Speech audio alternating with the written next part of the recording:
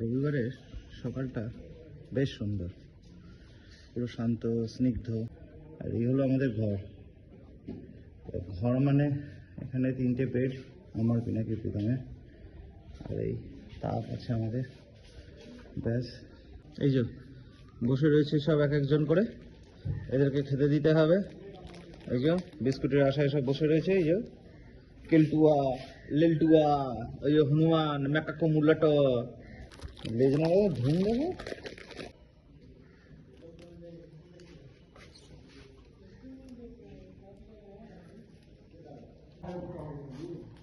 এই তুই সবটা ভেঙে দিলে হবে নাকি? ওগুলোকে দিতে হবে না? না না না না না, এত এত করতে হবে না। ওর নয়, এবার ওর। ভালো মতো জীব সেবা করে এখন চললাম স্নানে, আর স্নান দান করে জামা কাপড় ধুয়ে আর চললাম ছাদের উদ্দেশ্যে। আর গোটা ছাদে আমাদের এরকম সোলার প্যানেল ইনস্টল করা রয়েছে। পাহাড়, ওই যে দূরে দেখা যাচ্ছে মন্দিরটা। আচ্ছা, সকালবেলায় প্রথম ভালো করে রোদ উঠলো। কত সুন্দর বড় বড় গাছ, বেল গাছ, আম গাছ, সামনে দেখুন আবার বেল, কত বেলও হয়ে রয়েছে ইনফ্যাক্ট। আর ইনস্টিটিউটের ছাদ থেকে পুরো প্লেগ্রাউন্ডটা দেখা যায়, যেখানে আমরা রোজ ভলিবল খেলি, আর পুরো চারপাশটা অসাধারণ। আর এটা হলো আমাদের ডাইনিং প্লেস। আর আমরা বেরোলাম একটু বাজারে, দুজনা মিলে চললো একটু লস্যি, আর লস্যিটা অনবদ্য ছিল। দুজনা খেয়ে আবার চললাম ইনস্টিটিউটে উদ্দেশ্যে।